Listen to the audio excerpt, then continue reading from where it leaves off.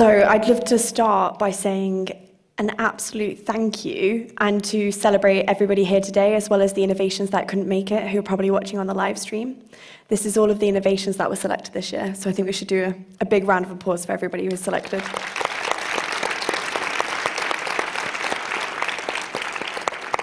And this is the scope. These are the countries the innovations are coming from. We've been trying to be as global as possible. We are having innovations coming from exactly from 36 countries. 36 countries this year, and we've been studying innovations from more than 150 countries and so on. And we fully understand that there's a lot to take in.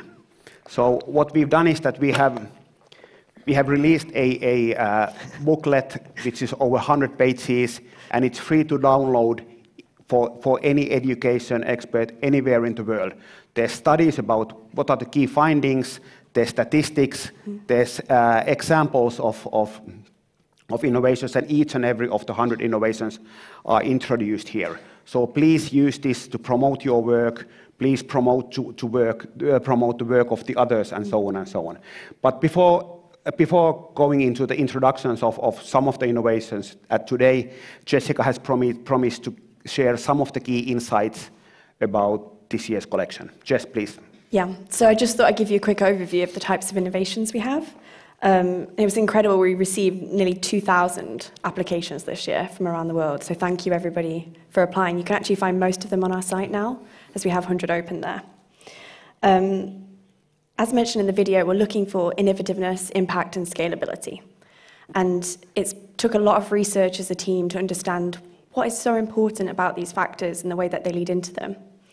And what we've really found with the innovations that were selected this year, after doing about 500 hours of interviews, is it's just these amazing things that go into them that are based on some really amazing new research that's coming out around education innovation. And we researched from like 60 different countries. And so, as Saku mentioned, we now have 100 from 36. So I'm going to run you through the types of innovations that we've got. So firstly, looking at the delivery models. In this collection, we've got innovations that are non-profit. They're just over 50%. The reason it's 102 is because some of the innovations fall kind of directly between the two types of innovations. Smallest ones are government-led, actually, which also falls in line with the Brookings research on leapfrogging as well. So it seems to be a trend around the world. We've got a fair amount that are also classroom, teacher-based, university-based, as well as for-profit.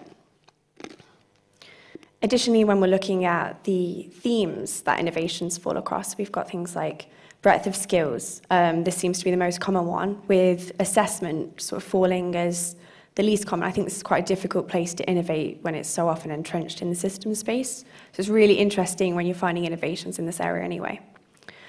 And then in the other diagram, you can see this kind of self-categorized scale stage that we're looking at with innovations. So some innovations are just kind of out of that pilot stage, but really significantly able to show their innovativeness, impact, and scalability.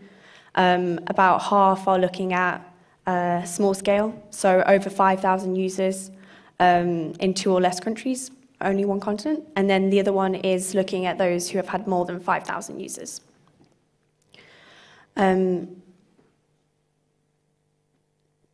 Innovations are also found to be lacking in some areas, actually. So when you're conducting these big reviews, looking at all our databases, it's quite difficult to find innovations that fall within LGBT. But we have found that a lot of educators are trying to understand how to be very supportive and impactful in this area now, as well as things like youth-led innovation and the arts and the humanities. Yeah, in abundance, there's quite a lot of innovations in STEAM. Looking at also interpersonal skills has been the big push in social emotional learning, as well as still there's lots of innovations around achieving literacy and numeracy. And so I kind of like to invite now people to the stage from our academy. So they're a big part of the selection process when it comes to the way that we select the innovations. And also my fellow researcher, Freddie, who's spent a lot of time reading the applications and conducting research with me today.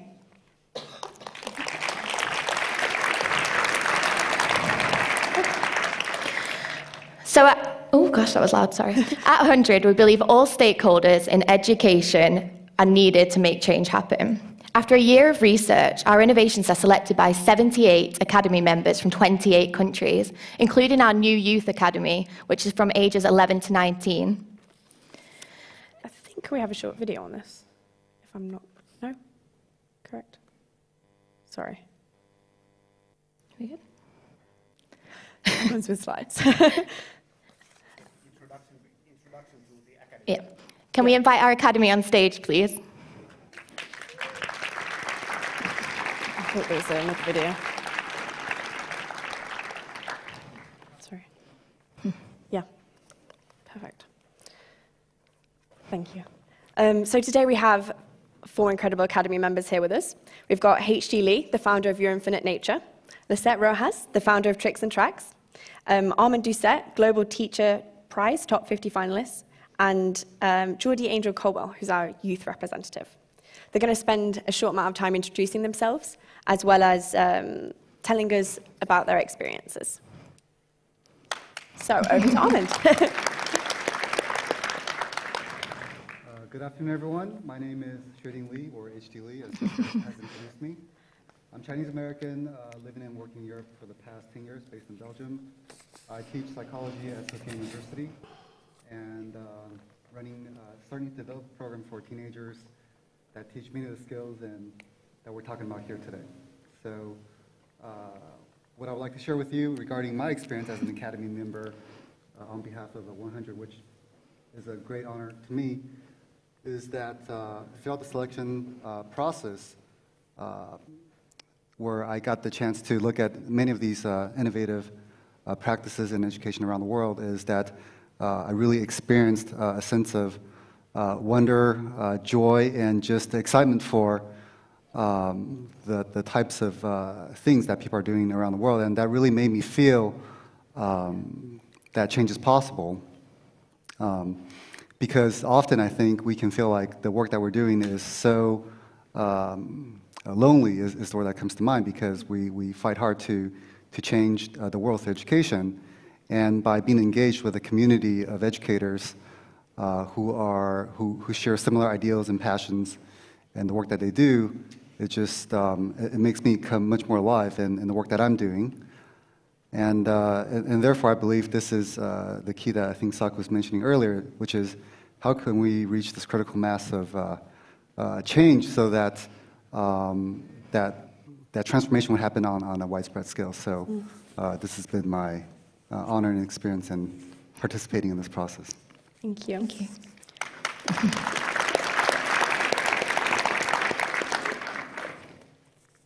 Lisette? Okay, good afternoon. My name is Lisette Rojas, and I come from Venezuela, very far away, and I'm very happy to be here. I'm the co-founder of Tricks and Tracks. Tricks and Tracks is an organization with social impact that discovers and develops teens' talents through events, social media, and the Superhero Talent Program. Thanks to HundrED, we discovered that our methodology, we were using peer-to-peer learning to reinforce confidence in teens in order for them to discover their talent and pursue their career doing what they like. Now we are into the school, because before we used to visit schools as an event, but now we are a formal subject in the school. So as they were saying, change can happen, things can happen. So I'm very proud and happy to, and thanks to HundrED. And as an academy, it's like we are the eyes and ears of HundrED everywhere.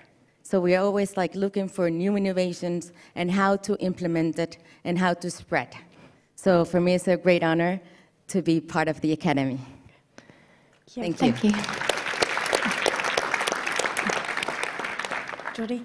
Okay, hello everybody, I'm Jordi. I'm from Mexico, and I like to call myself a student, because that's what I will always be, a learner, right? And I experienced high school in 3 different countries, Mexico, US, and Finland, just last year. And through this experience, I realized that I wanted to be a part of the growing change in education, and that's why I came to the HundrED Summit last year, and since then I've been a big part of HundrED am in love with the movement. And now I strive to give students a bigger voice in their education, because in the end, education is for us as students, and so we should be asked about it. So thank you.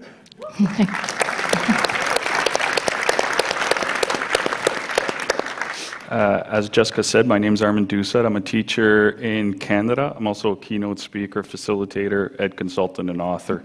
So I sort of spread across the spectrum of education. The reason why I'm part of HundrED is quite simple. I believe public education at the moment around the world is in a massive fight to save its soul. And to save that soul, we need to scale competencies, social emotional learning, skills, not just curriculum content. And that fight is real across the board. I think my big picture analysis of that, Saku would agree with me on that. And that's why I'm part of this, because you can see some innovation that's quite amazing that will impact the profession. And teaching needs to be a profession across these public education systems for them to thrive. They cannot become an occupation. And in some parts of the world, that's what it has become. Teacher standards have dropped. So when you have innovation like Hello Ruby with Linda and what she's doing with the books on coding and computational thinking, or when you have Seisei with Dr. Duran, who's talking about creativity, it's giving tools to teachers around the world to be professionals and to figure out how to put that into place. So for me, HundrED is a way to spread very good ideas, but then to let the professional teachers decide, based on values, beliefs, strengths, weaknesses of their own system, how they're going to put it into place. So that, to me, is why I'm part of this academy. Thank you. So now we've got a couple of questions for our academy. So HD, do you want to share with us what you think the most enjoyable and valuable part of the selection process is? Right. The most enjoyable and valuable part of this, I guess I answered the question quite early on. But really, it's just being exposed to, I think, a variety of innovations across the board from different countries. And, what comes to mind, for example, Cinemosi, the educational practice in Italy, where they combine movement and art to live the experience of creating, rather than focusing on the end product. That really impressed me. Others like, I think Master Transcript I was just looking at the other day, where they focus on the different, the 4C skills, the character traits like leadership and resilience or ability to build trust, taking the intangibles and building into the transcript for high school students, or community share that takes the skills, expertise, and knowledge of local individuals and matching them to the needs and goals of schools. I mean, just a few examples that comes across my mind.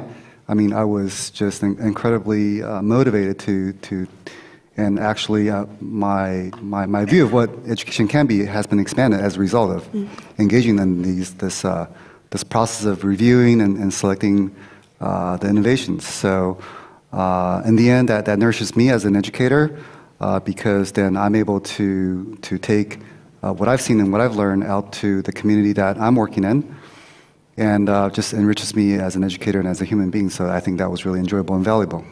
Okay, Yeah. thank you so much. Thank you. Okay, now for you, Lisette.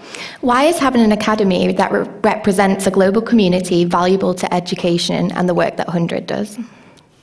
Well, as I said before, I think it's very valuable because, you are the eyes and the ears of HundrED. So you are receiving, you're looking everywhere, things that happened, and you can bring it to HundrED so they can spread. So that's one of the main things that I'm always looking and searching for things that are happening and contacting HundrED. And it can be so difficult to find innovations in certain countries because it's not as visible online. No, so exactly. It's incredible when we have people like Lisette coming forward, sharing innovations from Venezuela when we might not have found those otherwise. Exactly. Yeah, especially in countries that are so deprived, or the communication or lack of communication, and everything is so difficult. But there are also great things happening. So that's an honor, and that's what I'm always looking and happy to share. Thank you. Thank you. So Armand, what do you think this global collection can do for the world of education? It can do many things. the first thing that comes to mind is you're scaring projects that have already been put into place in other areas that are working quite well. And then it's up to the teacher to take a look at that and sort of say, okay, what will work, what doesn't. But it also gives you a network of professionals that you can reach out to when you have those types of questions. So I'm looking at Cleary that just put hers up here, which is an excellent project.